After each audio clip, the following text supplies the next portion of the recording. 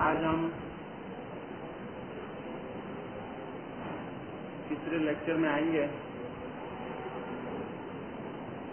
اور تقریباً آج 1914 سے اسٹارٹ لیں گے اور میں چاہتا ہوں کہ آج 1931 تک اس کی کمپلیٹ کریں۔ 1914 سے ہم لیں گے کہ جب امام سلطان محمد شاہ لاہور میں مسلم لیگ کی کانفرنس اٹینڈ کرنے کے لیے آئے تھے۔ یہاں پر بھی امام کا اسٹیشن پر گرم جوشی کے ساتھ استقبال کیا گیا تھا اور یہاں پر بھی امام کو گاڑی میں بٹھایا گیا تھا جس کے گھوڑے نہیں تھے، اور لاہور کے لوگوں کی یہ رسم ہو گئی تھی کہ بڑے بڑے سربراہ اور لیڈروں کی جو گاڑی ہے گھوڑے بغیر کی کھینچی جائے، اور اس بنا پر لاہور کے عام شہریوں کے ساتھ ساتھ دوسرے بڑے بڑے لوگ بھی آئے تھے اور انہوں نے بھی گاڑی کھینچی تھی۔ اس میں سے بین الاقوامی عدالت کے صدر سر ظفر اللہ کا آپ نے نام سنا ہوگا، وہ بھی اس گاڑی کھینچنے میں تھا۔ یہ شخص سر ظفر اللہ اس وقت لاہور کا اسٹوڈنٹ تھا۔ روڈ کے دونوں سائڈ ڈیکوریٹ کیے گئے تھے اور اس طرح امام کی گاڑی کو پینڈول میں لایا گیا۔ پینڈول کے اندر امام کو ان الفاظ سے ویلکم کیا گیا: مرحبا ہمارے دلوں کو جیتنے والے، اے با حشمت سردار، آپ اس عالم کی روئے زمین پر آفتاب کی مثال درخشاں رہے ہو۔ اسلامیوں کے محافظ، شہرا آفاق مردوں کے سربراہ، دینداروں کے رہبر، ایمان والوں کی امید، آپ کی مدد اور رہنمائی کے لیے اسلامی گروہ آپ کے دروازے پر انتظاری کر رہے ہیں۔ اے مرتبے والے شہزادے، آپ کی ہستی سے اسلام کو فخر ہے۔ ملک کی آبرو کو بڑھانے والے اے بزرگ، پرانی مصیبت اور آفت کا علاج کرنے والے معزز خاندان اور اعلیٰ نسل کے شہزادے، آپ پر ہندوستان قربان ہو رہا ہے۔ آپ کے قدموں کی خاک کے سرمے سے دیوتاؤں کی آنکھ روشن ہے۔ مرحبا اچھے کاموں کے رہنما، مذہب کے فرقوں کے اختلافات کو مٹا دینے والے، مرحبا آپ کا دل عشق اور اتحاد کا آئینہ ہے، اتحاد کا راستہ دکھانے والے آپ ہمارے رہنما ہو۔ جہالت اور دکھ کے اندھیروں کو نکال کر یونیورسٹی کو پایا ڈالنے والے آپ کو کامیابی ہوگی۔ آسمان پر مرحبا کی آواز سنائی دی جاتی ہے، پورا ہندوستان آپ کے احسان تلے ہے۔ آپ کا نام قیامت تک قائم رہے گا، آپ کی پناہ دنیا میں کبھی بھی کم ہونے والی نہیں۔ اے آغا خان، آپ ہمیشہ زندہ ہیں۔ اس طرح امام کا ویلکم اور خیر مقدم کیا گیا، اور یہ تھی مسلم لیگ 1914 میں جو کانفرنس ہوئی تھی لاہور کے اندر۔ اسی سال امام نے یعنی 1914 کے اندر امام نے کچھ ڈونیشن دیے تھے۔ لندن کے اندر اب تک مسلمانوں کا کوئی قبرستان نہیں تھا، اگر تھا تو کوئی ایسی جگہ پر تھا جس کے لیے اس کو ذرا تکلیف ہوتی تھی۔ اس بنا پر مسلمانوں کے قبرستان کے لیے امام نے ارینجمنٹ کیا اور اس کی زمین کے لیے امام نے 600 پاؤنڈ کا عطیہ دیا تھا۔ امام نے کنڈی گل شہر کی مسلم یتیم خانے میں 2,000 روپے کا عطیہ دیا تھا اس سال، اور رنگون میں انٹر اسلامک فنڈ میں امام نے 5,000 روپے کا عطیہ دیا۔ 1914 تاریخ کے لحاظ سے ایک اہم دور تھا، اور وہ کہ اس سال پہلی عالمی جنگ ہوئی تھی۔ 1914 سے 1919 تک یہ جنگ جاری رہی تھی۔ پہلی جنگ عظیم 1914 میں اگست کا مہینہ تھا، جب بیلجیم کے اوپر جرمنیوں نے رات کے 2 بجے حملہ کیا۔ اس وقت عالمی جنگ چھڑ چکی تھی، اور یہ جو 1914 کی جو جنگ ہوئی تھی، اس کی فورکاسٹ پیشن گوئی امام نے 1911 جولائی کے اندر کی تھی۔ خود امام نے بھی میموریز میں لکھا ہے کہ میں نے جولائی 1911 کے اندر اس کی فورکاسٹ کی تھی۔ لیو میکس کے نیشنل ریویو اخبار میں آپ نے حقیقت میں ایک آرٹیکل لکھا تھا جس میں بتایا تھا کہ عنقریب ایک عالمی جنگ چھڑے گی۔ جنگ کے موقع پر امام زنزبار کے اندر تھے، اور فوراً امام نے برطانیہ کی دوستی میں برطانیہ کے فیور کے اندر وہ خطاب جو امام کو 1900 میں یعنی 14 سال پہلے جرمن کے ولیم کیسر نے دیا تھا، وہ ٹائٹل امام نے جرمنی کو واپس کر دیا۔ وہ ٹائٹل تھا first class پروشین order of the Royal crown. یہ ٹائٹل امام نے واپس کر دیا، اور امام نے بتایا کہ میں برطانیہ کی طرف ہوں اور جرمنیوں کو کسی طرح بھی ساتھ نہیں دوں۔ برٹش کالونی میں جو دنیا کے اندر اسماعیلی رہتے تھے، خواہ وہ افریقہ میں ہو یا ایشیا کے اندر ہو، امام نے ٹیلی گرام کے ذریعے اپنے مریدوں کو بھی بتایا کہ آپ جہاں بھی رہتے ہوں وہاں پر آپ کو ایک کام کرنا ہے، اور وہ یہ کام کہ آپ برطانیہ کی حکومت کو ساتھ دو اور کوئی بھی جرمن یا دشمن ممالک کو ساتھ نہیں دے۔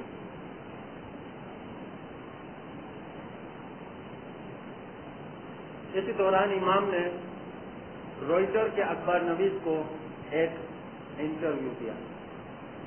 امام نے فرمایا، دل گیری ہوتی ہے کہ مجھے فوجی تعلیم نہیں ملی، لیکن وار آفس میری خدمت قبول کر لے تو بہت خوشی سے لڑائی میں جانے کے لیے تیار ہوں۔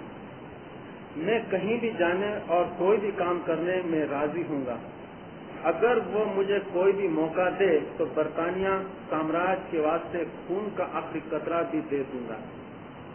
اس طرح کا انٹرویو امام نے دیا تھا اور اپنی سروس پیش کی تھی، لیکن امام نے میموریز میں لکھا ہے کہ لارڈ کچنر نے مجھے نصیحت کی کہ آپ لڑائی کے اندر شامل مت ہوں۔ لیکن امام جنگ کے دوران افریقہ، ایشیا اور یورپ کے مختلف ممالک کا دورہ کرتے تھے، اور اس وقت امام برطانیہ کی جو فوج تھی اس کا جو جوش تھا اس کو بڑھاتے تھے، اس کی اسپرٹ کو بڑھاتے تھے، امام اس کو ہمت دیتے تھے، اور اس طرح امام کسی نہ کسی طرح برطانیہ کو ساتھ دینا جاری رکھا تھا، اور اس طرح یہاں سے وہاں جانا، طرح طرح کے دورے کرنا، اس لیے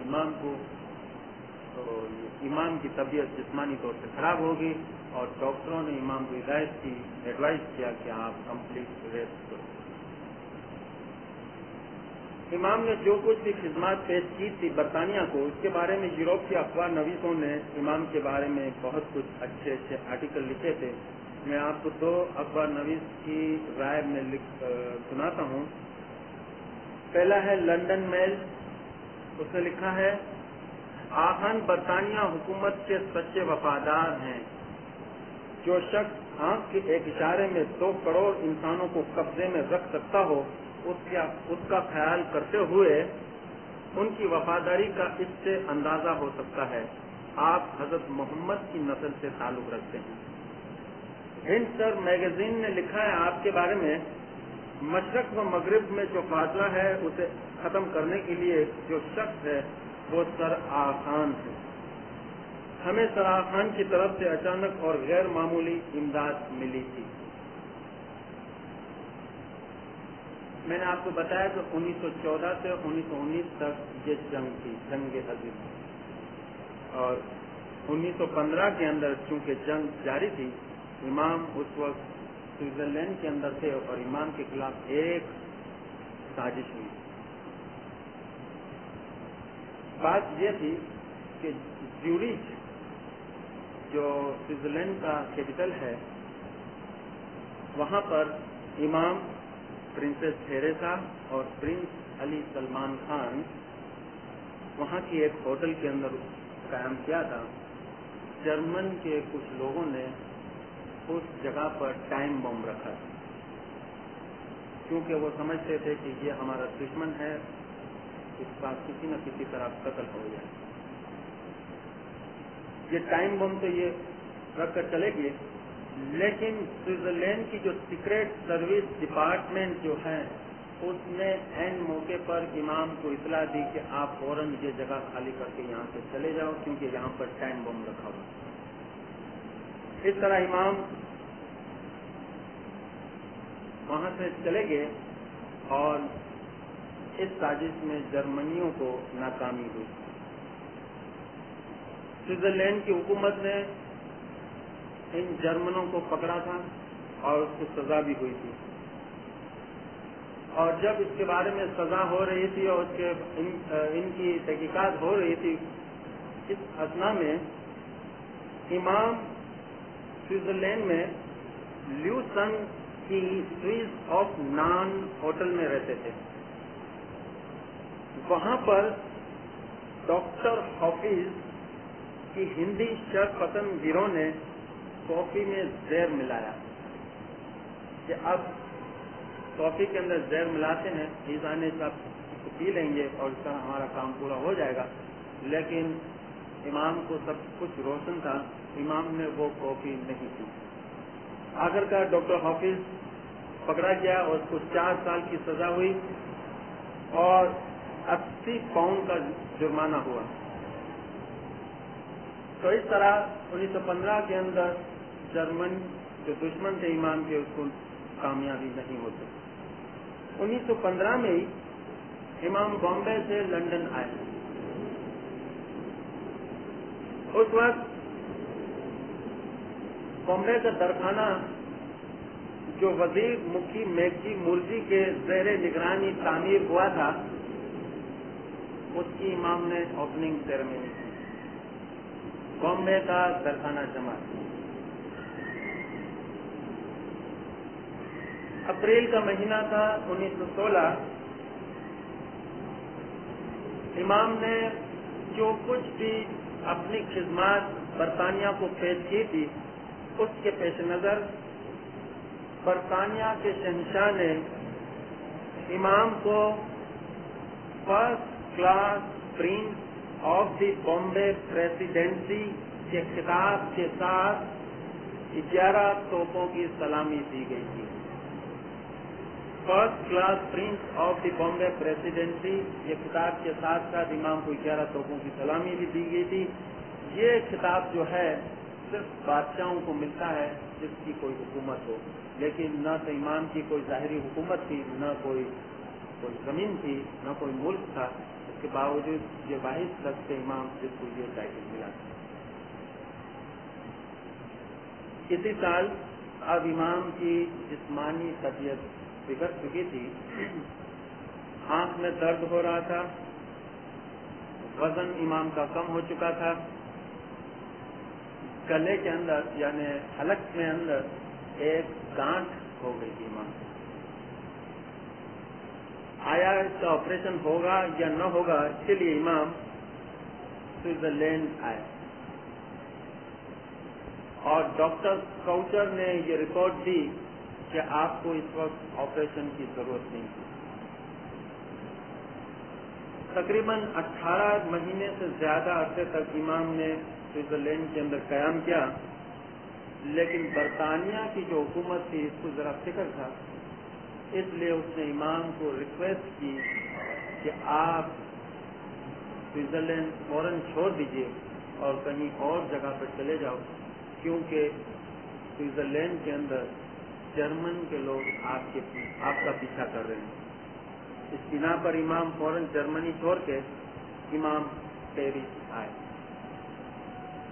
यहाँ भी इमाम की तबीयत जरा बिगड़ गई थी, लेकिन प्रोफेसर पियर मेरी ने इमाम को चेक किया।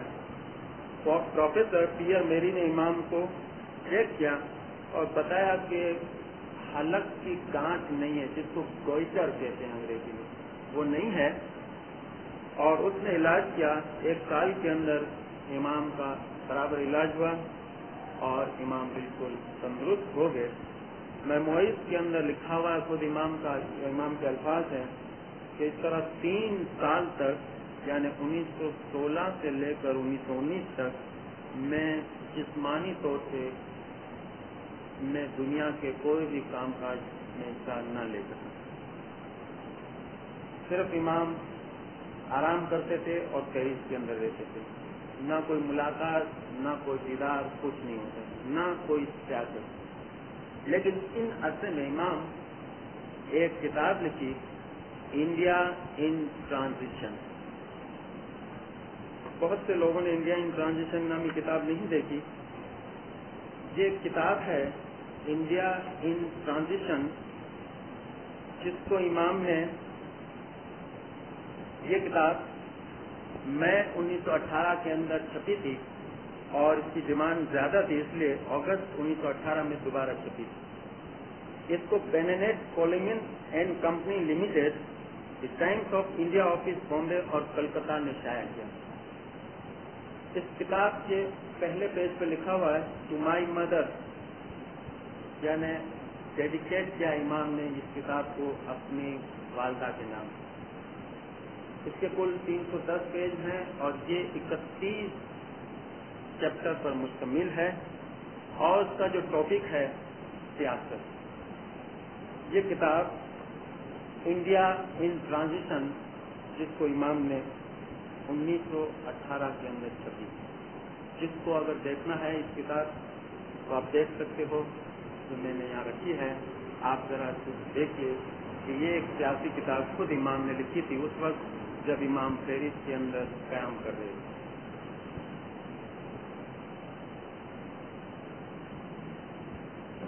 उन्नीस 18 के अंदर ऑक्सफोर्ड यूनिवर्सिटी ने इमाम को एजाजी डिग्री दी, LLD की एजाजी डिग्री इमाम को दी गई थी। LLD लातीनी जबान में इसको लिगम डॉक्टर कहते हैं और अंग्रेजी में हम इसको डॉक्टर ऑफ लॉ कहते हैं। इस किस्म की डिग्री इमाम को दी गई। 1919 के अंदर बम्बे में इमाम थे 7-8 अरब का एक डेपुटेशन हुकूमत को मिलने के लिए बम्बे आया और मरहूम शौकत अली के यहाँ इसने क़याम किया था और इसने उसको एक चांस मिला कि वो भी इमाम से मुलाकात करे। ये वक्त ये डेपुटेशन जब इमाम की मुलाकात की, इमाम के साथ बातें हुई और ये चीज आपने सुनी होगी। अब ये कॉफी पिला रहे थे तो इमाम की किटली की जो चाय थी वो कम हो गई। इमाम ने नौकर से कहा कि दूसरी चाय, इसलिए इमाम के लिए वो दूसरी चाय लेने के लिए गया और इमाम गुफ्तगू में मसरूफ हो गए। वो नौकर जब इमाम के करीब किटली लेकर आया तो इमाम इस तरह कप उसके सामने रखा और बातों के अंदर मसरूफ थे तो वो किटली जो थी उस नौकर के हाथ से छिटक गई और इमाम के जिस्म मुबारक, हाथ मुबारक के ऊपर वो गरम गरम चाय गिर गई। इमाम के कोट के ऊपर, जिस्म मुबारक के ऊपर ये गरम चाय गिरी। ये देखकर ये अरब का जो वक्त था, ये लोग खड़े हो गए, हैरान हो गए। और इमाम ने फरमाया, वो नौकर जो उस वक्त डर रहा था, घबरा रहा था, इमाम ने फरमाया घबराओ नहीं, डरने की कोई बात नहीं है, इसमें क्या हुआ। और फौरन इमाम ने अपना ओवर कोट उतार कर वापस अरबों के साथ बातचीत करने लगे। इस वक्त अरब के ये 7-8 जो वक्त है वो लोग सोचने लगे آپس میں کہ اس قسم کا واقعہ حضرت امام حسین کے ساتھ ایک وقت پیش آیا تھا کہ جب ایک کنیز امام حسین کو گرم آش، جس کو ہم آج کہہ سکتے ہیں، گرم آج امام کو پیش کر رہی تھی تو امام کے اوپر گری تھی، تب وہ کنیز گھبرا گئی تھی. امام حسین نے فوراً اس کو معاف کر دیا، اور نہ صرف معاف کر دیا بلکہ اس کو آزاد کر دیا. اس قسم کا واقعہ یہ جو 2 لائن 3 لائن کے اندر ہمارے کلام مولا کے اندر بھی ذکر ہے. تو یہ بات چیت کر رہے تھے تو فوراً امام سلطان موسیٰ نے فرمایا کہ امام حسین کا خون مجھ میں ہے، میں خود امام حسین ہوں اور اس میں اور مجھ میں کوئی فرق نہیں. تو 1920 کی طرف ہم آئیں گے. 1920 میں ترکی کی صلح کی شرطوں پر آپ مصروف تھے اور دنیا کو آپ نے یہاں پر حیرت میں ڈال دیا، کیونکہ پہلی جنگ عظیم میں ترکی کا شہر بہت حد تک متاثر ہوا تھا، اور اس کے لیے اگر امام نے ترکی کے لیے کام نہ کیا ہوتا تو آج کا جو ترکی نظر آتا ہے آدھا رشیا کے پاس چلا جاتا، آدھا برطانیہ کے پاس چلا جاتا، آدھا گریس کے پاس چلا جاتا، اور چھوٹا سا ٹکڑا رہ جاتا انکارا کا نام ہی، کہ یہ انکارا جو ہے یہ ترکی کا نام ہے. تو اس طرح امام کی یہ کوشش تھی کہ صلح جو ہو رہی تھی اس کے اندر غلط باتیں نہ لکھی جائے، غلط کلمے نہ استعمال کی جائے. اس لیے امام کی یہ کوشش تھی. اور جدید ترکی کے بانی تو نہیں تھے امام بہرحال، لیکن جدید ترکی کو بنانے والے، اوپر لے جانے والے امام تھے. 1921 کے اندر آپ امام کا جذبہ یہاں سے نوٹ کیجئے کہ 1921 کے اندر فرانس کا ایک نیوز پیپر ہے ڈیلی ایکسپریس، اس کو امام نے ایک انٹرویو دیا. 1921 6 مئی امام نے انٹرویو میں فرمایا، نارتھ سمت میں بسا ہوا ایک چھوٹا جزیرہ یعنی برطانیہ 7,000 میل دور 32 کروڑ کی آبادی کے ملک یعنی ہندوستان پر حکومت کر رہا ہے، جو یہ بتاتا ہے کہ برٹشوں کو ہند سے دوستی رکھنی چاہیے. ہند میں مسلمانوں کی آبادی 7 کروڑ ہے، وہ حکومت کے خاص دوست ہیں. ہند میں وہ یقیناً اقلیت میں ہیں، لیکن ہند میں وہ برٹش حکومت کے ستون کی مثال ہے، لیکن حالیہ برٹش کی سیاسی پالیسی کی بنا پر وہ الگ ہو گئے ہیں. ہند کی خواہش ہو تب تک تم برٹشر وہاں رہ سکتے ہو، لیکن ایک کو القاب دے کر دوسرے کو جیل میں بند کر کے ہند میں حکومت ہرگز نہیں کر سکتے. یہ انٹرویو میں امام نے آزادی کی طرف اشارہ کیا ہے کہ ہم جب چاہیں تب تمہیں، برطانیہ کی طرف مخاطب ہے کہ ہم جب چاہیں اس وقت تک ہم تمہیں یہاں رکھ سکیں گے، جب ہم چاہیں گے ہم تمہیں یہاں سے بھگا دیں گے.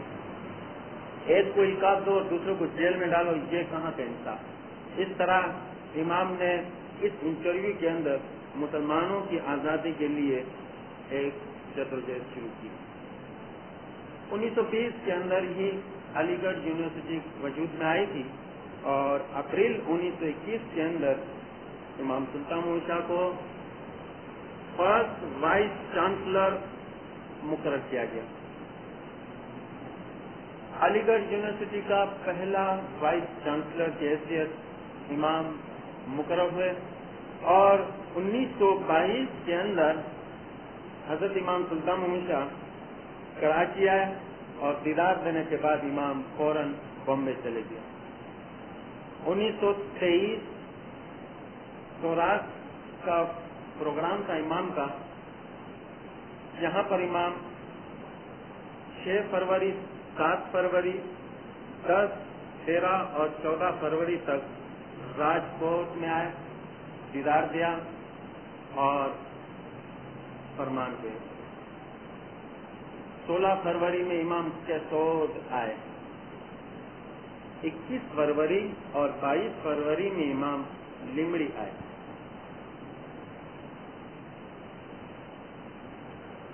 یہاں پر آپ کی اجازت سے ایک بات میں کہوں گا، اور وہ ہے 10 فروری 1923 میں راجکوٹ کی ایک مہمانی۔ ایک 18 سال کی جوان لڑکی تھی، امام کے حضور میں اس نے مہمانی پیش کی۔ یہ لڑکی بامبے سے تعلق رکھتی تھی۔ اس نے امام کے حضور میں ہاتھ جوڑ کر مہمانی پیش کی، یا امام، یہ میرے مرحوم بھائی کی مہمانی ہے، آپ اس کی روح کے لیے دعا فرماؤ۔ امام نے فرمایا، ہم دعا فرماتے ہیں کہ تم ہمارے گھر کی خدمت کرو۔ اس لڑکی نے دوبارہ امام کے سامنے عرض کی، یا مولا، یہ میرے مرحوم بھائی کی مہمانی ہے، آپ اس کے حق میں دعا فرماؤ۔ تب امام نے فرمایا، ہم دعا فرماتے ہیں کہ تم ہمارے گھر کی بہت خدمت کرو۔ وہ لڑکی ذرا سوچنے بیٹھ گئی کہ مہمانی میں پیش کر رہی ہوں اپنے مرحوم بھائی کے لیے، اور امام دعا فرما رہے ہیں میرے لیے، اور وہ بھی خدمت کی طرف اشارہ کر رہے ہیں۔ تو اس نے ذرا اور زور سے طریقے سے امام کے سامنے عرض کی، اور اس مرتبہ جب اس نے تیسرے مرتبہ امام کے حضور میں عرض کی، تب اس کی آنکھوں میں سے پانی آ گیا کہ یا مولا، یہ میرے مرحوم بھائی کی مہمانی، خداوند آپ اس کے روح کے لیے دعا فرماؤ۔ تیسری مرتبہ جب اس نے عرض کی، تب امام اپنی کرسی سے کھڑے ہو گئے۔ امام نے فرمایا، کون سا بھائی؟ تمہارا بھائی؟ وہ تمہارا بھائی نہیں تھا، وہ تو اشناشری تھا۔ ہم اشناشری کی مہمانی قبول نہیں کرتے۔ تمہارا بھائی جب زندہ تھا میرے دین کا دشمن تھا، وہ اشناشری مذہب پالتا تھا، وہ مر گیا، خدا نے اس کو پتھر کا اوتار دیا، یہاں سے ہزاروں میل دور کسی پہاڑی کے اندر اس کا اوتار پڑا ہوا تھا، اور ہزاروں میل دور اس پہاڑی تک ہماری دعا پہنچ نہیں سکتی، لہذا اس کو تم بھول جاؤ، اور ہم دعا فرماتے ہیں کہ تم ہمارے گھر کی زیادہ سے زیادہ خدمت کرو۔ یہی بہتر تیرے لیے ہے کہ اس کو بھول جاؤ اور میرے گھر کی خدمت کرو۔ تو بیچاری یہ لڑکی کے دل میں جو خواہش تھی، امام کے الفاظ سے اس کا دل ذرا کھل گیا ہوگا، اور اس طرح ایک اشناشری کی اس طرح امام نے مہمانی قبول نہیں کی، اور امام نے اس اشناشری کا حشر بھی بتایا کہ ایسے لوگوں کو موت کے بعد کیا حالت ہوتی ہے۔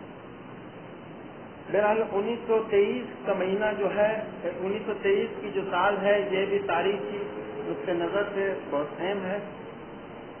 اس سال امام نے پیر سبزلی کو سینٹرل ایشیا کے دورے کے لیے بھیجا تھا۔ پیر سبزلی کے متعلق ہندوستان کے اندر اسماعیلیہ ایسوسیشن فار انڈیا کے اندر ایک کتاب گجراتی میں چھپی ہوئی ہے، پیر سبزلی نی مدھیہ ایشیانی مسافری۔ اس کا جو مصنف ہے عالیجا سلطان وی نور محمد، یہ 1968 میں چھپی تھی، لیکن حال ہی میں ہم لوگوں نے درخانہ وائزنگ کلاس میں پیر سبزلی کو جس نے حیاتی میں دیکھا تھا، اس بزرگوں کے ہم نے انٹرویو ریکارڈ کیے تھے، اور 1 سال پہلے ہم نے ریکارڈنگ شروع کی تھی، اور ہماری یہ خواہش تھی کہ اس کو دنیا کے اسماعیلیہ ایسوسیشن میں روانہ کریں گے۔ ہم نے بہت سے لوگوں کا انٹرویو لیا جس میں سے بہت سے لوگ آج دنیا میں نہیں. مثلاً پیر سبزلی کے پیر سبزلی کے رشتے سے تعلق رکھنے والے ہمارے اعتمادی موسیٰ بھائی، جس کو ہم موسیٰ ناندی والا کہتے ہیں، وہ ہیں. اس کی گھر والی علی جانی کھتو بھائی، ان کا بھی ہم نے ریکارڈنگ کیا ہے. اور بہت سے ایسے لوگوں کا ریکارڈنگ ہوئی ہے جس کی وفات ہو گئی ہے، اور اس سے ہم اندازہ لگاتے ہیں اور اس کتاب سے کہ امام نے پیر سبزلی کو اپنے قریب بلایا اور وہ ذرا ڈر رہے تھے کہ سینٹرل ایشیا کی مسافری کے لیے کون جائے، ذرا گھبرا رہے تھے، لیکن منع تو نہیں کیا. امام نے اس کو بلا کر امام نے فرمایا، دیکھو آج ہم تمہیں وقتی ایشیا ہمارے مریدوں کو ملنے کے لیے بھیج رہے ہیں، اور تمہیں یاد رکھنا چاہیے کہ اس کے پہلے ہم نے 3 دائیوں کو اس جگہ پر بھیجا ہے. ایک پیر صدر دین، ایک پیر شمس کا، اور تیسرا سید ناصر خسرو تھا. ان تینوں کو ہم نے وہاں پر بھیجا تھا، آج ہم تمہیں وہاں پر بھیج رہے ہیں. تو 7 اپریل 1923 کے اندر پیر سبزلی کی مسافری کا آغاز ہوا تھا، اور تقریباً نومبر اور دسمبر 1923 کے اندر یہ لوگ واپس آئے تھے. یہ مسافری بھی میں سمجھتا ہوں پڑھنے کے لائق ہے. 1923 اس سال خلافت موومنٹ کے متعلق جو کچھ بھی ہوا اس کے اوپر تھوڑا سا ہم بحث کریں گے. مصطفیٰ کمال پاشا جدید ترکی کا بانی، جس کو آتا ترک کہتے ہیں یا فادر آف ٹرکی، یہ شخص یہ چاہتا تھا کہ خلافت جو ترکی کے اندر چل رہی ہے وہ ختم ہو جائے اور ریپبلک شروع ہو جائے. ترکش امپائر جو تھی، جس کو دولت عثمانیہ ہم کہتے ہیں، حقیقت میں 1286 کے اندر وجود میں آئی تھی. تقریباً اگر میں غلطی نہ کروں تو میرا یہ اندازہ ہے کہ ہمارے امام شمس الدین محمد کا یہ دور ہوگا. لیکن 1918 اور 1920 کے اندر جو ترکی کے اندر ایک انقلاب آیا، ریولوشن آیا، اس کے تحت مصطفیٰ کمال پاشا نے یہ ڈسائڈ کیا کہ اب خلافت زیادہ عرصے تک چل نہیں سکتی، اور 1288 میں قائم ہونے والی خلافت اب ختم ہو جانی چاہیے، اور اس کی جگہ پر جمہوری یا اور کسی ریپبلک ٹائپ کی گورنمنٹ قائم ہو. مسلمان جو تھے دنیا کے اندر ذرا ناراض ہو گئے کہ اتنی پرانی خلافت چلی آ رہی ہے اور اس کو ختم کیا جا رہا ہے. یہ تو غلط بات ہے. ہندوستان کے اندر، افریقہ کے اندر سب جگہ پر مسلمانوں نے الگ الگ کمیٹیاں بنائی اور سوچا کہ کیا کرے. ہندوستان کے اندر ایک کمیٹی بنائی گئی تھی، اور امام کو جب پتہ چلا، امام نے مسلمانوں کے انٹریسٹ کے خاطر رائٹ آنریبل جسٹس امیر علی کے ساتھ، یہ جسٹس امیر علی جس نے اسٹریٹ آف اسلام کتاب لکھی تھی، اس کے ساتھ امام نے مل کر ایک خط لکھا. یہ پورا خط آرنولڈ جی ٹوینبی اپنی کتاب سروے آف انٹرنیشنل افیئرس میں شائع کیا، جو 1925 کے اندر شائع ہوئی تھی. یہ کتاب، یہ خط جو امام اور سید امیر علی نے لکھا تھا، یہ پرائم منسٹر عصمت پاشا کو لکھا گیا ہے. اس کا ایک پیراگراف یہ ہے: ہم سنی نہ ہونے کی وجہ سے کوئی بھی آزادانہ مشورہ دے نہیں سکتے، تاہم ترکی کے پرانے اور سچے دوستوں کی حیثیت ایک مضبوط خلافت کی حمایت کرنا ہمارا فرض ہے. اٹلی کے پوپ کا مسئلہ خود اٹلی کے لوگ حل کرتے ہیں، اسی طرح خلافت کا قیام خصوصاً ترکی نیشنل اسمبلی سے تعلق رکھتا ہے. اس طرح बम्बई के अंदर सेंट्रल खिलाफत कमेटी का एक इजलास हुआ था और हजारों मुसलमानों ने इसमें शिरकत की थी और फैसला किया कि भैया अब क्या करेंगे इसके ऊपर, खिलाफत मूवमेंट, खिलाफत कायम रहे, इसके लिए हम क्या क्या करें। इसके लिए इमाम तो अपने तरफ से दुनिया भर के अखबारों में इंटरव्यू दे रहे थे और वो जो खत इमाम ने लिखा था सैयद अमीर अली के साथ, ये तुर्की के अखबार नवीस के हाथ इसकी एक कॉपी भेजी गई थी। तो तुर्की के अखबार नवीस ने इनको अखबार में छापा तो उसको सजा हुई टर्की के अंदर। लेकिन आखिरकार तुर्की की पीपल्स पार्टी की एक मीटिंग हुई 2 मार्च 1924 के अंदर अंकारा के अंदर और एक करारदाद पास किया गया कि खिलाफत हमेशा के लिए टर्की में खत्म किया जाए। ये जो प्रपोजल था बाद में नेशनल असेंबली के सामने पेश किया गया। इस तरह लिक्विडेट हो गई टर्की की खिलाफत। लॉर्ड एवर्सले मुसन्निफ है टर्किश एम्पायर का और आर्नोल्ड जे टोयनबी जिसने ये खत को अपनी किताब में प्रिंट किया है, ये दो हजरात यूरोप से ताल्लुक रखते हैं।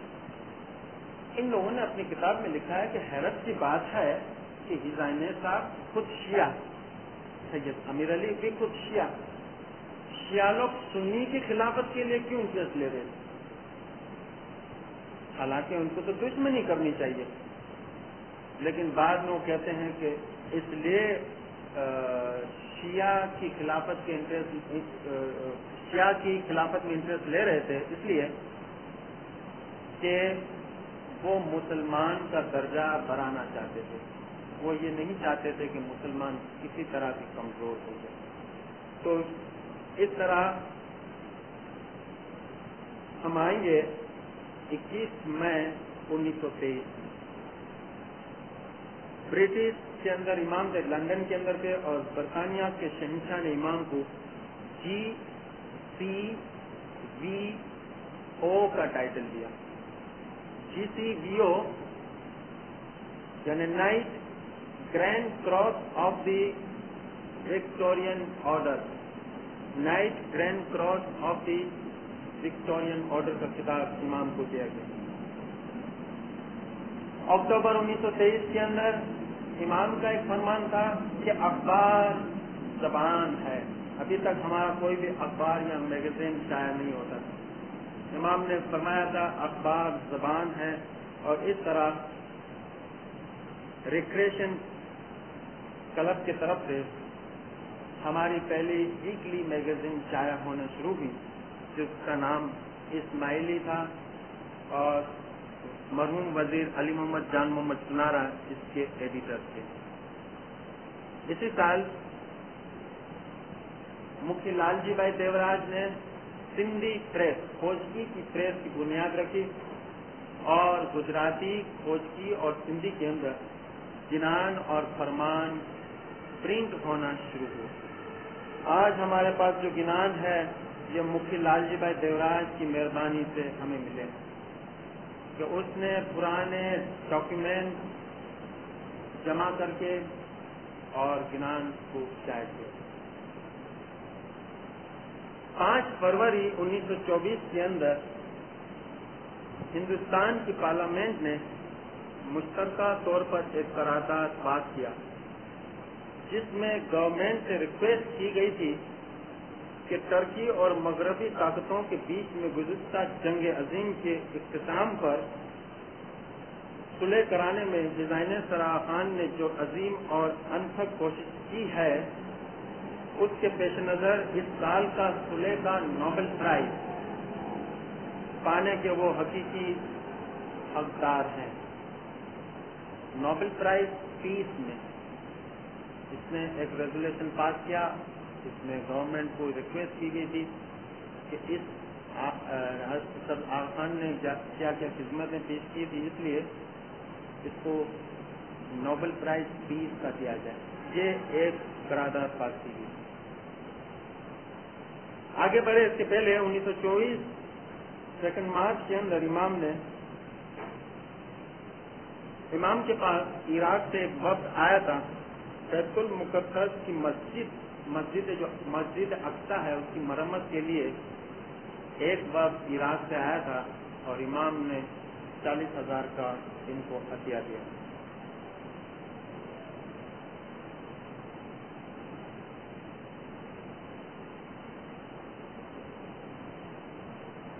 مارچ 1924 کے اندر امام اسماعیلیہ ریکریشن کلب کی ملاقات لی. آج کی جو اسماعیلیہ ایسوسیشن فار انڈیا ہے اس کا اصل نام اسماعیلیہ ریکریشن کلب. ایک بات یہاں پر ہم کا ذکر کریں گے.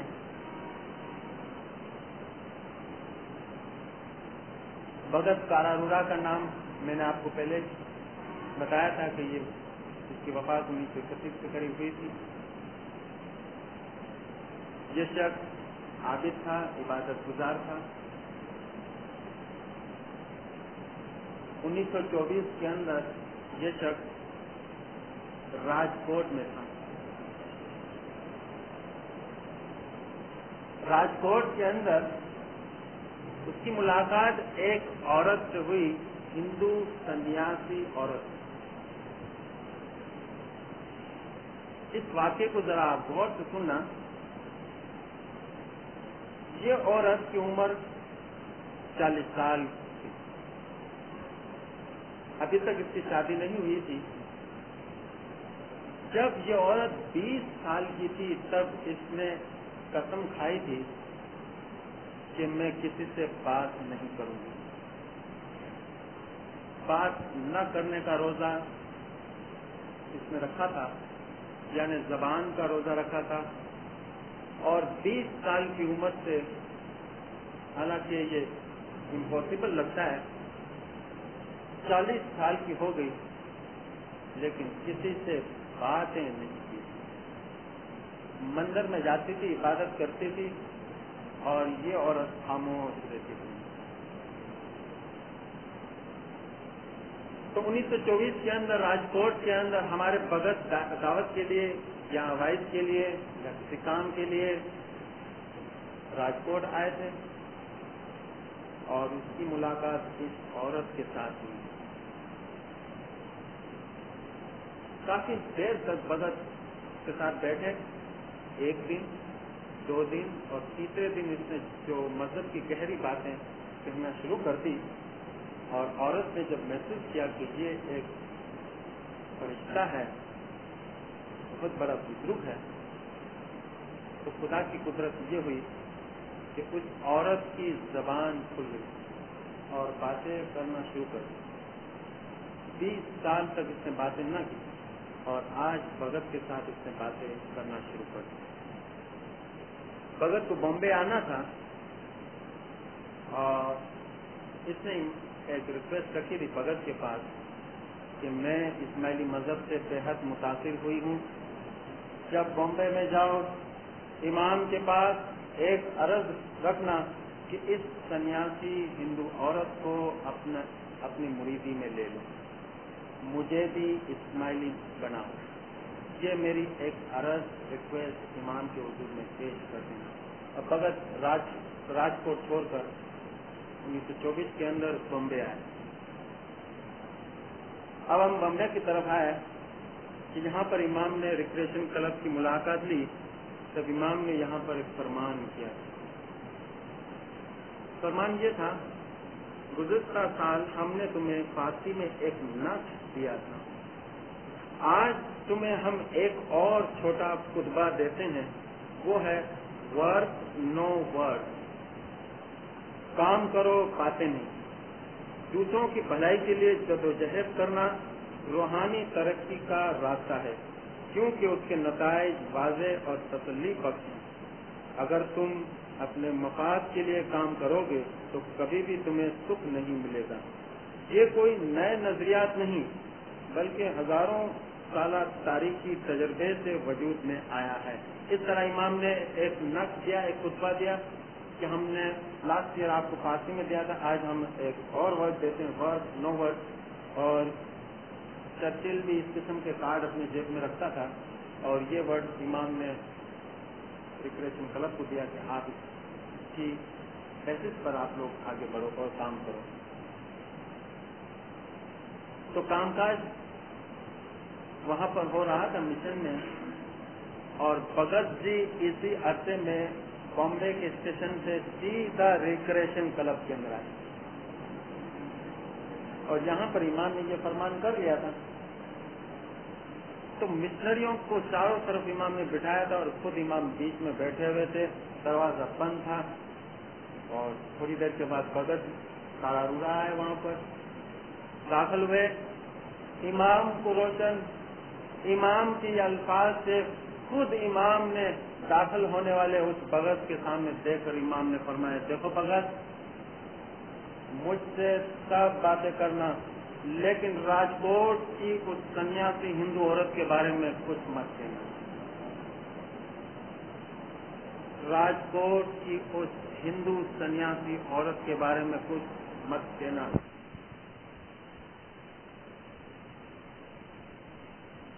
ایسی کبھی ہمارے اوپر گھڑی آ جائے کہ جب امام ہم جو ریکویسٹ رکھے اور اس کے پہلے امام خود یہ فرما دے تو ہماری کیا حالت ہوتی ہے.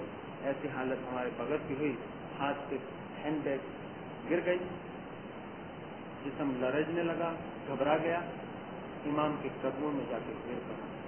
خداوند معافی چاہتا ہوں، کوئی غلطی ہو، لیکن ایک عرض ہے کہ وہ عورت 16 گھنٹے تک عبادت کرتی، 16 گھنٹے تک عبادت کرتی، زندگی میں کوئی گناہ نہیں کیا، 20 سال تک کسی سے بات نہیں کی، جنگل کے اندر رہتی.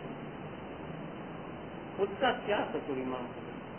آخر اس کا کیا قصور؟ امام نے فرمایا، دیکھو بھگت، اس عورت کے پاس جا کر اس کو کہہ دو کہ اگر تجھے اسماعیلی بننا ہے تو تجھے 3 اور جنم لینے پڑیں گے، 3 جنم کا اور انتظار کرو. دیکھو بھگت، تم لوگ اس اسماعیلی مذہب کے اندر آئے، کئی جنم پانے کے بعد تمہیں اس 57 دن کے اندر جنم ملا. یہ اور بات ہے کہ جس کے اوپر ہم راضی ہو اور کوئی قدرتی بہانہ ہو اور اس کو اسماعیلی حلقے میں لے آئے، لیکن اس عورت کو کہہ دو کہ صرف 3 جنم کا انتظار کرو، 3 جنم کے بعد تم اس اسماعیلی مذہب کے اندر جنم لو. تو اس طرح اس واقعے سے میں اس کے اوپر بحث تو نہیں کرتا، لیکن پیر حسن کبیر الدین نے اپنے گناہ حسنا پوری کے اندر بھی یہ جو 3 جنم کا میں نے اشارہ بتایا یہاں پر، اس سے بھی پروف ہو سکتا ہے. اور امام نے بھی ہمیں فرمایا کہ آپ شکر کرو کہ آپ کو اس 3 کے اندر جنم ملا.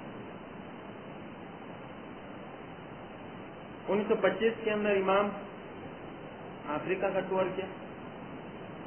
9 فروری صبح 6:30 بجے آپ زنزبار آئے، اور ٹور کے بعد یہاں سے امام واپس چلے گئے. 1926 میں مارچ کا مہینہ تھا، آپ دوبارہ نیروبی آئے، اور وہاں پر امام نے ایک مسجد کا فاؤنڈیشن اسٹون رکھا، اور ساتھ میں امام نے 30,000 شلنگ کا عطیہ دیا. لیکن 1 اگست 1930 میں امام نے ٹیلی گرام کے ذریعے بھی اطلاع کی کہ 5,000 کا اور بھی عطیہ قبول کی. اسی سال ایک اور افسوسناک واقعہ ہوا، یعنی 1926 میں، کہ امام نے میموریز کے اندر لکھا ہوا ہے کہ پرنسس تھیریسا کی طبیعت ذرا بگڑ گئی تھی، تو ڈاکٹروں نے یہ رائے دی کہ اپینڈیسائٹس کا آپریشن ہو، اور امام نے لکھا ہے کہ حالانکہ اس قسم کے آپریشن کی تو ضرورت نہ تھی. ایک دن امام نے لکھا ہے کہ میں घूमने के लिए चला गया और इमाम की गैर हाजिरी में प्रिंसेस थेरेसा हॉस्पिटल में थी। खून का जमा हुआ एक गड्ढा अपनी जगह से हटकर दिल की तरफ पहुंच गया, जिसकी बिना पर प्रिंसेस थेरेसा की वफात हो गई। ये अल्फाज इमाम की किताब में लिखे हुए हैं। और इस तरह 2 दिसंबर 1926 के अंदर इसकी वफात हुई। इमाम ने लिखा है कि मैं बॉइस घूमने के बाद वापस आया, तब मुझे हॉस्पिटल में इतला मिली कि इसकी वफात हो चुकी है। वफात के वक्त इसकी उम्र 37 साल की थी। 1927 के अंदर पहली मरतबा अफ्रीका और हिंदुस्तान के जमात खानों में हमारे जो माई फ्लैग है इसकी परचम कुशाई की तकरीबात हुई। 1927 से जमात खानों के ऊपर हमारे जो माई फ्लैग है वो 1927 से लहराया जाता है। इसका नाम माई फ्लैग इसलिए कहते हैं कि हर बच्चा और जवान सब जब भी इस परचम को याद करे तब इसके दिल में ये चीज पैदा हो कि ये मेरा परचम, माई फ्लैग, ये मेरा परचम है। 28 दिसंबर 1928 के अंदर इमाम बॉम्बे आए और 29 दिसंबर 1928 में आप दिल्ली गए। हजारों मुसलमानों ने स्टेशन पर आपका गर्म ज्योति से बिल्कुल वार्मली इस्तकबाल किया। और यहाँ पर एक पोएट है, उसका नाम है खालिक। खालिक नामी पोएट ने फारसी के ये अशार कहे, दर वतन सर आखान आयत हमी, दर वतन रूहे रवां आयत हमी, गुग गुला ई बर जमीन गश्ता बुलंद, आफ्ताब अज आसमान आयत हमी, तू मुसलमान रा बदे मुझे खालिक, राहत आराम जान आयत हमी। वतन में सरआ खान जब तशरीफ लाते हैं तब जिस्म में रूह और रवानी मिलती है। इस तरह जमीन पर गर्मजोशी से धूमधाम हो रही है, क्योंकि आसमान से आफताब जमीन पर नीचे आता है। आए खालिक, तुम मुसलमानों को खुशखबरी सुना दो कि दिल का सुकून और आराम तशरीफ लाया है। 1928 के अंदर all India Muslim conference Delhi के अंदर हुई थी। इसमें 600 डेलीगेट्स थे, सब मिलकर 3000 विजिटर्स आए थे। बड़े बड़े लोग आए थे इसके अंदर, इस कॉन्फ्रेंस के अंदर, जिसका मैं आपको नाम दूं। लेकिन मौलाना मोहम्मद शफी दाऊद ने दरख्वास्त की कि आगा खान को इस कॉन्फ्रेंस का सदर बनाया जाए, जिस पर नायब सदर मौलवी मोहम्मद याकूब ने कबूल किया और आपको इस तरह सदर बनाया गया। इस स्पीच के अंदर मौलवी मोहम्मद याकूब ने एक बुढ़िया औरत की स्टोरी सुनाई अपनी तकरीर के अंदर कि खलीफ अब्बासी खलीफ मामून रशीद का जमाना था कि उसने ऐलान किया कि मेरे दरबार से जिसे जो चीज चाहे वो ले जाए, जिसको जो चीज चाहे ले जाए। ये तकरीर के अंदर कह रहा है वो, जिसको जेवरात चाहिए, हीरे चाहिए, सोना चाहिए, जो चीज चाहता था वो लेकर चला जाता। आखिर में एक बुढ़िया औरत रह गई दरबार के अंदर। तो खलीफा उस औरत को बुलाया और पूछा कि तुमने कोई चीज पसंद क्यों नहीं? तो उस औरत ने कहा कि मुझे कोई भी चीज पसंद नहीं, मुझे सिर्फ चाहिए तो खलीफा चाहिए। मैं खलीफे को चाहती हूँ, मुझे हीरे जेवरात कुछ नहीं चाहिए, मुझे सिर्फ मामून रशीद ही चाहिए। तो तकरीर के दौरान मौलवी मोहम्मद याकूब ने ये कहा कि इस तरह हम भी यही कह रहे हैं कि हमें भी सरआ खान चाहिए। इस तरह की तकरीर इमाम की ऑनर में पेश की गई।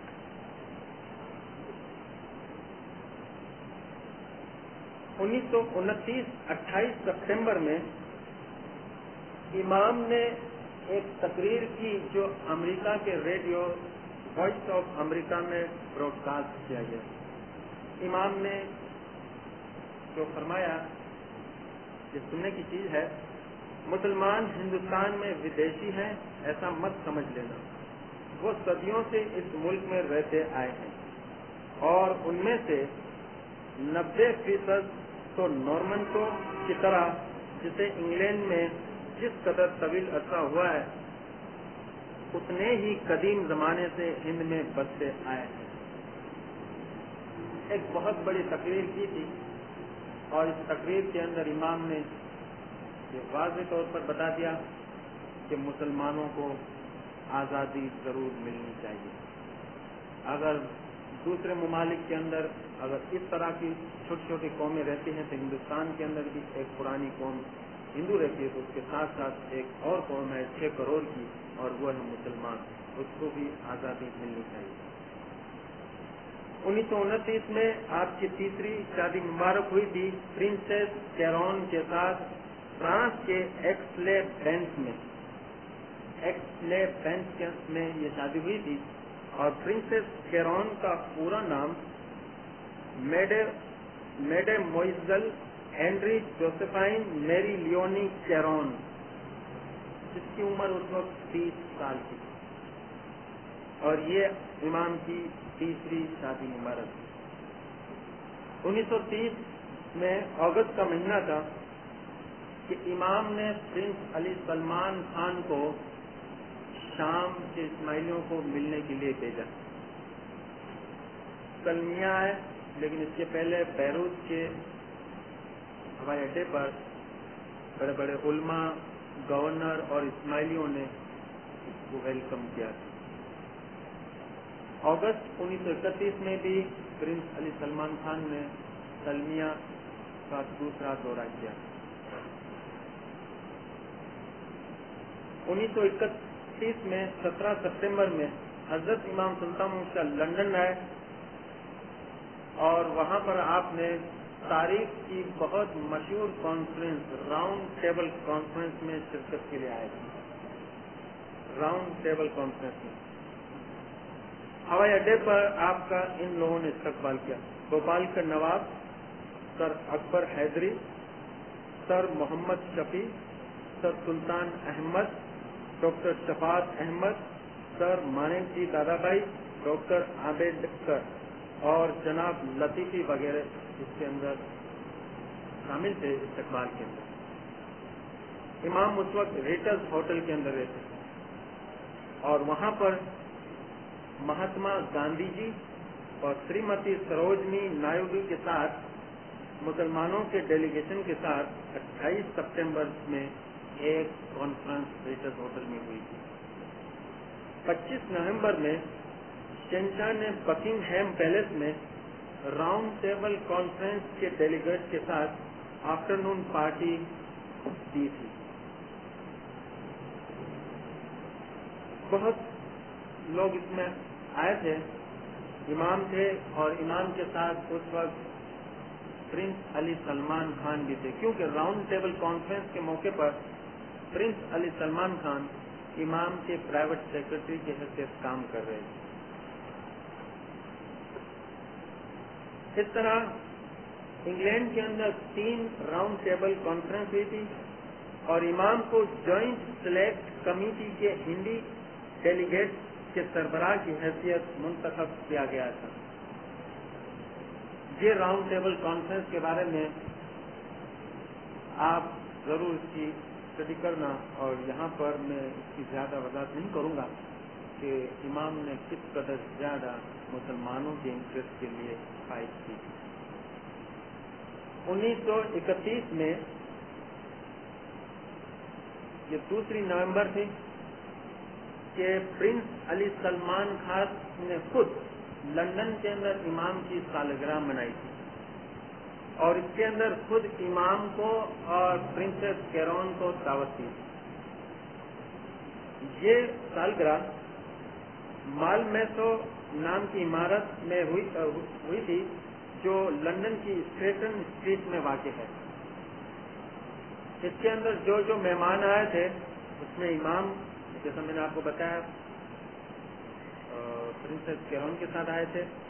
ساتھ میں قائد اعظم محمد علی جناح تھے، بھوپال کے نواب، ساریلا کے راجا، سانگلی کے چیف نظام کے ولی عہد شہزادہ اعظم جاں، سابق نائب ہندی منسٹر ارل پل، ہندی منسٹر سر سیمیول ہور اور ڈومینیل lady Hoare, secretary J R Thomas, سابق ہندی منسٹر مسٹر ویج وڈ Benn, sir Muhammad Shafi, lady Diana Cooper اور نظام کے فائنانس ممبر سر اکبر حیدری، اور اس کے ساتھ میسور کے دیوان مرزا اسماعیل اور مس جنا وغیرہ نے اس کے اندر شرکت کی.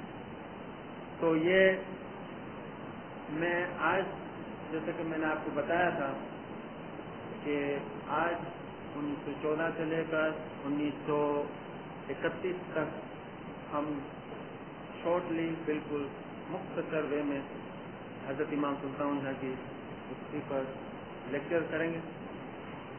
آج ہمارا تیسرا لیکچر مکمل ہوا.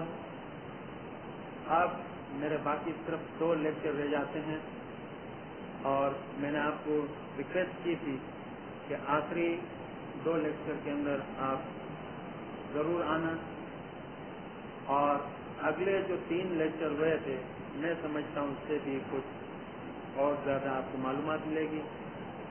یہ کوئی میں اس کلاس کی ایڈورٹائز نہیں کر رہا، لیکن میں چاہتا ہوں کہ اس کے ساتھ ساتھ کچھ معلوماتی چیزیں بھی میں آپ کو بتاؤں.